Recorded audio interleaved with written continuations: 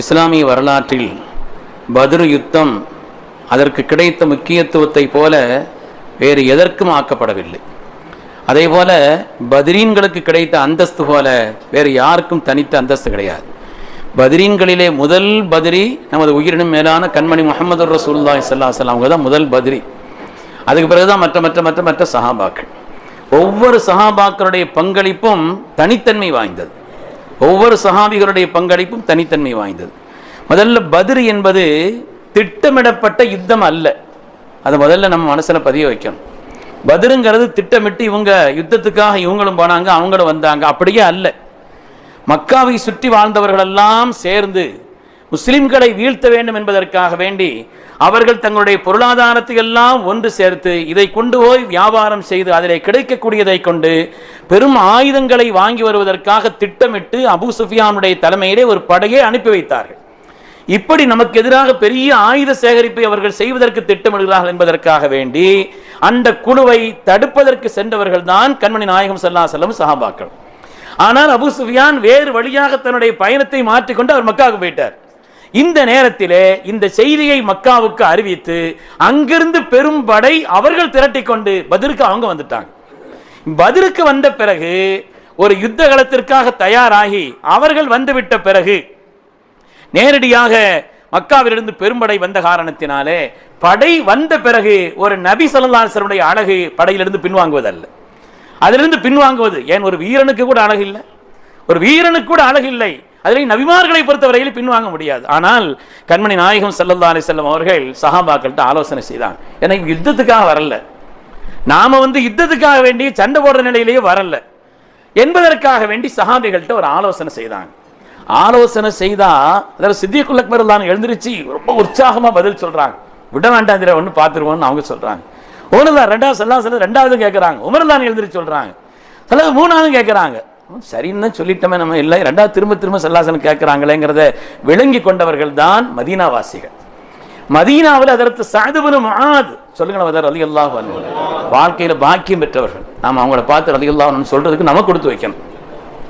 சஅத் இப்னு முஆத் ரலியல்லாஹு அன்ஹு இருக்கிறாங்களே, அவங்க ஏற்கனவே மதீனாவில் தலைவர், மதீனாவில் ஏற்கனவே தலைவராக இருந்தவர்கள். ஸல்லல்லாஹு அலைஹி வஸல்லம் இங்கிருந்து மதீனாவுக்கு போயிருக்கிறாங்க. ஒரு வகையில் பார்க்க போனா இவங்க அகதி, அவங்க மதீனாவுடைய தலைவர். வந்தவங்க எல்லாம் மதீனா மக்கால இருந்து வந்தவங்க கூட அகதிகள் தானே, ஏற்கனவே தலைவராக இருந்தவர்கள் சஅத் இப்னு முஆத் ரலியல்லாஹு தஆலா. ஆனால் எப்பொழுது கண்மணி முஹம்மது ரசூலுல்லாஹி ஸல்லல்லாஹு அலைஹி வஸல்லம் கரம் பற்றி இஸ்லாத்தை ஏற்றுக்கொண்டார்களோ ஸல்லல்லாஹு அலைஹி வஸல்லம் அப்படியே தங்களை கொடுத்து விட்டவர்கள் அதற்கு சஅத் இப்னு முஆத் ரலியல்லாஹு அன்ஹு. பெருமக்களே, வெறும் 6 வருஷம் தாங்க அவங்களுடைய இஸ்லாமிய வாழ்க்கைங்கிறது, வெறும் 6 வருஷம் தான். ஆனால் இந்த உலகத்தை விட்டவர்கள் பிரிந்தார்கள். ஸல்லல்லாஹு அலைஹி வஸல்லம் சொன்னார்கள், இஹ்தஸ்ஸ அர்ஷுர் ரஹ்மான் பிமௌத்தி சஅத் இப்னு முஆத். சஅத் இப்னு முஆதினுடைய மரணத்தை கேட்டு அல்லாஹ்வின் அர்ஷ் குலுங்கியதுன்னு சொன்னார். அல்லாஹ்வுடைய அர்ஷ் குலுங்கிருச்சுன்னு சொன்னார். அந்த அளவுக்கு அதர் சஅத் இப்னு முஆத் ரலியல்லாஹு தஆலா அன்ஹு அல்லாஹ்வுக்காக அல்லாஹ்வுடைய ரசூலுடைய பிரியத்திற்காக தங்களை கொடுத்தவர்கள். எப்ப ஸல்லல்லாஹு அலைஹி வஸல்லம் சஅத் ரலியல்லாஹு பார்த்தான்னு சொல்லுவாங்களா, யா சஅத் இன்னி உஹிப்புக், சஅத் அவர்களே நான் உங்களை நேசிக்கிறேன்னு சொல்லுவாங்க. ஸல்லல்லாஹு அலைஹி வஸல்லம் சஅத் ரலியல்லாஹு தஆலான்னு சொல்லுவாங்களாம். அவ்வளவு பெரிய ஒரு தியாகத்தினுடைய நிலையிலே இந்த பத்ரை தீர்மானித்தவர்கள். நான் பத்ர் களத்துக்கு உள்ளேயே போகல, பத்ரை தீர்மானித்தவர்கள் என்று பார்த்தால் சஅத் இப்னு முஆத் எழுந்திருச்சு சொன்னாங்க, யா ரசூலல்லாஹ், நீங்கள் எதை குறித்து இப்படி திரும்ப திரும்ப கேட்கிறீர்கள் என்பதை நாங்கள் புரிந்திருக்கிறோம். அதனாலே ஏன்னா மதீனாவுக்கு வரும் பொழுது ஒப்பந்தம் என்னன்னு சொன்னா, நீங்க மதீனாவுக்கு வந்தீங்கன்னா நாங்க உங்களுக்கு உறுதுணையா இருப்போம். மக்காவில் எங்களை எங்கேயும் யுத்தத்துக்கு கூப்பிடக்கூடாதுன்னு ஒப்பந்தம், எங்களை எங்கேயுமே யுத்தத்துக்கோ மத்தத்துக்கோ கூப்பிடக்கூடாதுங்கிறத ஒப்பந்தம். அதனால் இந்த நேரத்தில் ஸல்லல்லாஹு அலைஹி வஸல்லம் கேட்கிறார்கள், ஹதரத் ஸையதுனா சஅத் இப்னு முஆத் ரலியல்லாஹு அன்ஹு வரலாற்று பிரசித்தி பெற்ற ஒரு அற்புதமான பிரசங்கத்தை, வரலாற்றின் வைர வரிகளில் இடம்பெற்ற அற்புதமான ஒரு பிரசங்கத்தை, ஈமானுடைய உச்சமான நிலையிலே இருந்து ஹதரத் ஸையதுனா சஅத் இப்னு முஆத் ஒரு பிரசங்கம் செய்தார்கள். யா ரசூலல்லாஹ், லகத் ஆமன்னாக் வ ஸப்பத்னாக் வ ஷஹித்னா அலா அன்னமா ஜிஅத பிஹி அல் ஹக். நாயகமே, நாங்கள் உங்களை ஈமான் கொண்டோம், உங்களை நாங்கள் வலுப்படுத்தினோம், நீங்கள் எதையெல்லாம் இந்த உலகத்தில் கொண்டு வந்தீர்களோ சொன்னீர்களோ அதுவெல்லாம் உண்மை என்று நாங்கள் உணர்வுபூர்வமாக அதை ஹக் என்று நாங்கள் சாட்சி சொல்கிறோம். நாங்கள் அதன் பேரில் தான் எங்களுடைய எல்லா ஒப்பந்தங்களையும் செய்திருக்கிறோம். நாயகமே, இப்பொழுது என்ன வேண்டும்? நாயகமே, நீங்கள் கேளுங்கள், என்ன வேண்டும்? கடல் பகுதியிலேயே யமனில் உள்ள அந்த பஹருல் ஐமாக் என்ற அந்த இடம் தான் மிக மிக ஆழமான இடம். நீங்கள் எல்லோரும் அங்கே போய் குதியுங்கள் என்று நீங்கள் சொல்லுங்கள் நாயகமே, நாங்கள் ரெடின்னு சொன்னாங்க.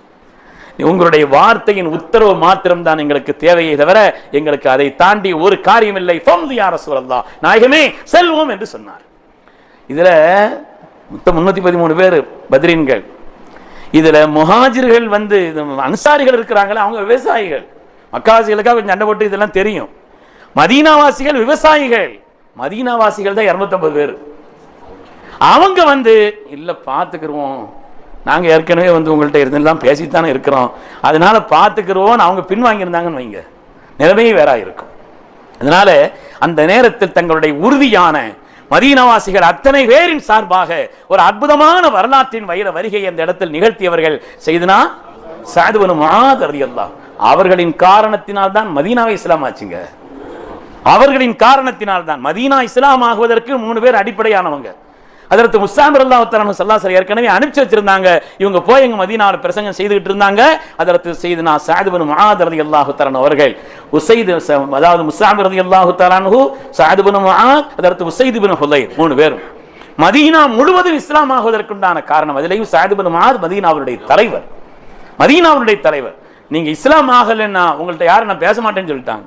எல்லாரும் இஸ்லாம் ஆகிட்டாங்க அந்த தலைமைத்தனத்திற்கு அப்படி கட்டுப்பட்டு. அருமையானவர்களே, அந்த சஅத் இப்னு முஆத் ரலியல்லாஹு தஆலாவுடைய அந்த ஒரு நிலைங்கிறது இருக்குதே சாதாரணமானதல்ல என்று பார்க்கிறோம். ஏன்னா 250 பேர், அதாவது ஒரு குறைந்த படைதான்.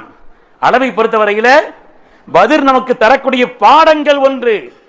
பெரும் கூட்டம் இருக்கலாம், ஆயுதங்கள் இருக்கலாம், நீங்கள் சில நேரங்களிலே வேறு விதமான ஒரு பெரிய நிலை மாதிரி உண்டாக்க பார்க்கலாம். எப்பொழுதுமே எண்ணிக்கை குறைவான கூட்டம் தோற்றுக்கொண்டே இருக்காது. காலத்திற்கும் உலகத்திற்கும் பத்ர் நமக்கு பாடம் சொல்கிறது. உங்கள்ட்ட ஆயுதங்கள் இருக்கலாம், எங்கள்கிட்ட அல்லாஹு அக்பர் இருக்குது.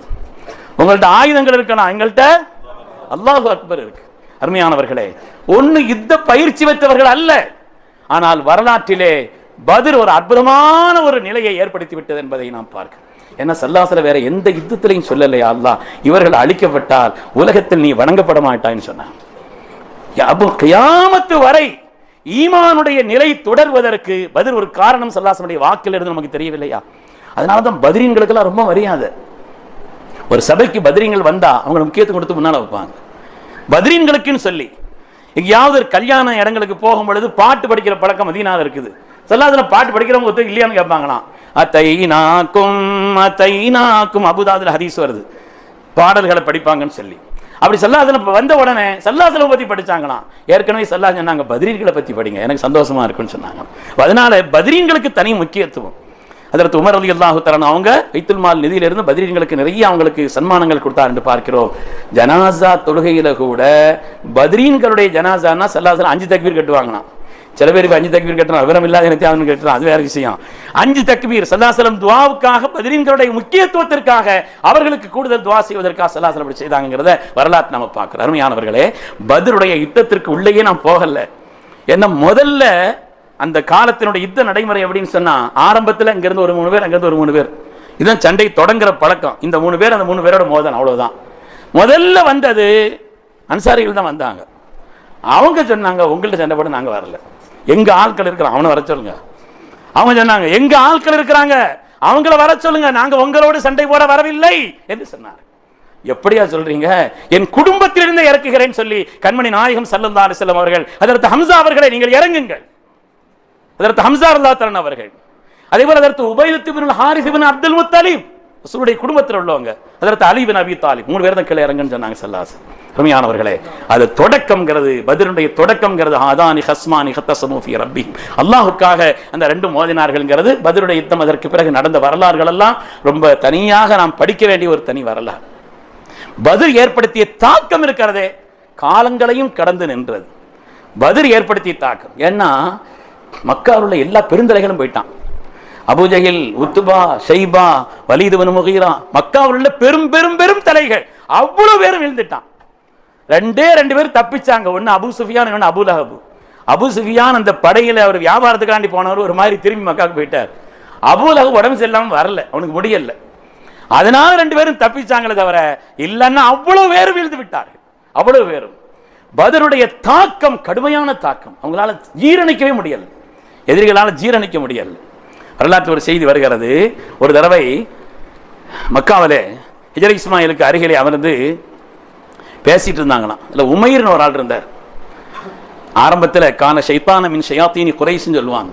குறைஷிகளுடைய ஷைத்தான்களில் பெரிய ஷைத்தான் அவராக இருந்தார். திட்டமிட்டு கொடுக்கறதுல ஏன்னா அது ரொம்ப முக்கியம் இல்லையா? காரியத்தை செய்யறது கொஞ்சம் பேர் இருந்தாலும் கூட திட்டமிடுறதுங்கிறது ரொம்ப முக்கியம். இந்த திட்டமிட்டு கொடுக்கறதுல கட்டிக்காரராக இருந்தார் உமைர். அதனால இவரால் தாங்கிக்கவே முடியல. ஹிஜ்ர இஸ்மாயில்ல மக்காவில் இரவு நேரத்தில் அப்படி வந்து உட்கார்ந்து இருக்கிறார். அப்படி உட்கார்ந்து இருக்கும் பொழுது அந்த சபைக்கு வருகிறார். அந்த சபைக்கு வருகிறார் சஃப்வான் இப்னு உமையா. சஃப்வான் வந்த உடனே, என்ன உமைர் ரொம்ப வாடி போயிருக்கிறீங்களே, என்னத்தை சொல்றது, ஒரு கதையும் நடக்க மாட்டேங்குது, சாப்பிட முடியல, இருக்க முடியல, கவலையை தாங்கிக்கிற முடியல, எனக்கு மாத்திரம் பிள்ளைகள் நிறைய இருக்கிறாங்க, கடன்களும் ஜாஸ்தி இருக்குது, அந்த கடன்களும் இல்லை பிள்ளைகளும் எனக்கு இல்லைன்னு சொன்னா நான் ஒரு வழியாகி அந்த முகமதை கொல்லாம விட மாட்டேன்னு சொன்னான். நவுதுபில்லா. இப்படி சொன்னதை பிடிச்சுக்கிட்டார் சஃப்வான் இப்னு உமையா, பிடிச்சுக்கிட்டான். சஃப்வான் சொன்னாப்புல, அப்படியா, இனிமே உன் பிள்ளைங்க பூரா என் பிள்ளைங்க, கடனுக்கு பூரா நான் பொறுப்பு, நீ இந்த வேலையை செய்ய தயாருன்னா அதற்கு எவ்வளவு ஆனாலும் சரி நான் தயார். அப்படியா? உடனே பெறப்பட்டார். உடனே மக்காவிலிருந்து பெறப்பட்டு விட்டார். மதீனாவுக்கு வந்தாப்புல. மதீனா வந்தா முதல்ல அவனை பார்த்தது யாருன்னா அதற்கு உமர் ரலியல்லாஹு தஆலா. மதீனா வந்த உடனே அந்த உமைரை பார்த்தது முதல்ல உமர் இப்னு கத்தாப் தான். அதா கல்பு மின் கிலாபில்லா, இந்த நாய் இங்கே சுத்துது என்னன்னு கேட்டாங்க. இந்த நாய் இங்கே சுத்துது என்னன்னு தான் கேட்டாங்க. ஸல்லல்லாஹு அலைஹி வஸல்லம் அனுமதி கேட்கிறார் உள்ளே வருவதற்காக. ஸல்லல்லாஹு அலைஹி வஸல்லம் அதற்கு உமர் தான் சொன்னாங்க, அல்லாஹ்வுடைய ரசூல் சொன்னாங்க வர சொல்லுங்கண்ணா. வந்தாங்க. வந்த உடனே ஸல்லல்லாஹு அலைஹி வஸல்லம் கேட்டாங்க, என்ன உமைர் நல்ல நேரத்தில் தான் வந்திருக்கிறீங்களான்னு கேட்டேன். ஆமாம் முஹம்மது அவர்களே, என்னுடைய மகன் கைதியாக பிடிக்கப்பட்டிருக்கிறார், அவரை நான் வந்து கேட்டுட்டு போகிறதுக்காக வேண்டி மற்ற குறைஷிகள் விஷயத்தில் தான் கொஞ்சம் கருணையாக நடக்கணும்னு கேட்கறதுக்காக வந்தேன். கேட்கறதுக்காக கைதியை விடுவிக்கிறதுக்காக வரும்பொழுது ஃபிதியாவோட வரணும், நீங்கள் வாரோடையில் வந்திருக்கிறீங்கன்னு கேட்டாங்க. சொல்லலாம் சொன்னாங்க, நீங்கள் ஆயுதத்தோடு வந்திருக்கிறீங்க, அதுக்கு ஃபிதியாவோடையில வரணும், பகரம்ல வேணும்னு சொல்லி சொன்னாங்களாம். சொல்லிட்டு இருக்கும்போது ஸல்லல்லாஹு அலைஹி வஸல்லம் சொன்னாங்களாம், சரி உமைர் அவர்களே, ஹிஜ்ர இஸ்மாயில்ல என்ன நடந்துச்சுன்னு கேட்டாங்களாம். ஹிஜ்ர இஸ்மாயில்ல என்ன நடந்துச்சு? நீங்க சஃப்வான் இப்னு உமையாவிடத்தில் இப்படி ஒரு வாசகம் சொல்லவில்லையா? எனக்கு மாத்திரம் கடன்களும் மக்களும் இல்லை என்று சொன்னால் முகம்மதை நான் கொலை செய்து விடுவேன் என்று நீங்கள் சொல்லலையான்னு கேட்டாங்களாம். திகைச்சிட்டார் உமைர். அவர் சொன்னாரா, இவ்வளவு நாளும் நீங்கள் எதையோ சொல்லிக் கொண்டிருக்கிறேன் என்று நினைத்தேன், ஆனால் உண்மையிலேயே உங்களுடைய ரப்பு தான் உங்களுக்கு அறிவித்து தருகிறார். ஏன்னா எனக்கும் சஃப்வானுக்கும் தவிர இந்த செய்தி வேற யாருக்கு தெரியாது. எனவே உங்களுடைய ரப்பு தான் இதை உங்களுக்கு சொல்லி இருக்கிறான், இனிமேலும் நான் நீட்டுவதா இல்லைன்னு சொல்லி அல்லாஹ்வுடைய ரசூலுடைய கரம் பற்றி இஸ்லாத்தை ஏற்றுக்கொண்டார். இஸ்லாத்தை ஏற்றது மாத்திரம் அல்ல, ஸல்லல்லாஹு அலைஹி வஸல்லம் பகரமா அவருடைய மகனை விடுதலை செய்தாங்க. இவர் அனுமதி கேட்டார், நான் மக்காவில் போய் இஸ்லாத்தை சொல்லணும் நாயகமே, எனக்கு அல்லாஹ் ஒரு செல்வாக்கையும் ஒரு கண்ணியத்தையும் தந்திருக்கிறான், அதை பயன்படுத்தி நான் இஸ்லாமை சொல்வேன். சுப்ஹானல்லாஹ். அதற்கு உமைர் அவர்களால் ஏற்பட்ட மாற்றம் பெரிய மாற்றம் என்று வரலாற்றில் பார்க்கிறோம். எனவே பத்ருடைய தாக்கம்ங்கிறது சாதாரணமானதல்ல. பத்ருடைய தாக்கம்ங்கிறது பத்ரீன்கள் பேர்ல நாம பிரியம் வைக்கணும். ஸல்லல்லாஹு அலைஹி வஸல்லம் வச்ச மாதிரி ஸல்லல்லாஹு அலைஹி வஸல்லம் பத்ரீன்கள் மேல தனி பிரியம் வச்சிருந்தாங்க. பத்ரீன்களுடைய வசீலாவை கொண்டு காரியங்களை நிறைவேற்றுவது என்பது உன்னதமானது. அவர்களை பாடுவதும் அவர்களை புகழ்வதும் அவர்களை உயர்த்தி பேசுவதும் அவர்களுக்காக துஆ செய்வதும் பாக்கியமானவர்கள். அதாவது அதில் ஜிப்ரீல் அலைஹிஸ்ஸலாம் சொன்னாங்களா, நாயகமே, உலகத்தில் பத்ர்ல கலந்துக்கிட்டவங்களுக்கு எப்படி சஹாபிகள்ல ஒரு தனி மரியாதையோ அது மாதிரி அல்லாஹு தஆலா பத்ர்ல கலக்கிறதுக்கு கொஞ்சம் மலக்குமார்களை அனுப்புனா எங்கள் மலக்குமார்களின் உலகத்தில் அவர்களுக்கு தனி மரியாதைன்னு சொன்னாங்களாம். மலக்குமார்களின் உலகத்தில் பத்ரில் யார் கலந்து கொண்டார்களோ அவங்களுக்கு தனி மரியாதைன்னு சொன்னாங்க. பத்ருடைய வரலாறு அற்புதமான வரலாறு. கண்மணி நாயகம் ஸல்லல்லாஹு அலைஹி வஸல்லம் சஹாபிகள்லாம் ஒரு இடத்துல அமர வைத்துத்தான் இவர்கள் களத்தில் இறங்கினார். அலிரல்லான் வந்து வந்து வந்து பார்ப்பாங்களாம், ஸல்லல்லாஹு அலைஹி வஸல்லம் எதாவது ஆயிடக்கூடாது. அல்லாஹ்வுடைய ரசூல் அப்படி இருந்த இடத்தில் இந்த ஒரு மஸ்ஜித் அரீஸ்ன்னு சொல்லி அந்த பத்ரில் ஒரு அழகான மஸ்ஜித் கட்டியிருக்கிறார். அந்த பத்ர் யுத்தம் நடந்த அந்த இடத்துக்கு பக்கத்தில் இந்த மஸ்ஜித் அரீஸ் தானே அது யூசுபாய், அந்த அரீஸ்ன்னு சொல்லி ஒரு மஸ்ஜித் கட்டியிருக்கிறார். தொழுகிறதுக்கு ரொம்ப அழகான வசதியான ஒரு பள்ளி அந்த இடத்துல கட்டியிருக்கிறார். ஹைர் அல்லாஹு தஆலா அந்த பத்ரீன்களை ஜியாரத் செய்யும் நசீபை தந்தருள்வானா, அவர்களோடு சொர்க்கத்தில் ஒன்றாக சேர்ந்து இருப்பதற்கும் அல்லாஹ் நசீபை தந்தருள்வானா. அந்த பெருமக்களுடைய கண்ணியத்தின் பொருட்டினால் எப்படி இந்த தீனுக்காக அல்லாஹ் ரசூலுடைய அன்பிற்காக வாழ்ந்தார்களோ அதே போல் அல்லாஹ் நம்முடைய வாழ்க்கையும் அல்லாஹ் ரசூலுடைய அன்பை எல்லாவற்றையும் முதன்மையாக ஆக்கிக் கொள்வதற்கு அல்லாஹ் நசீபை தருவானாக. ஆமீன் ஆமீன் யா ரப்பல் ஆலமீன். This audio was downloaded from TamilIslamicMedia.com.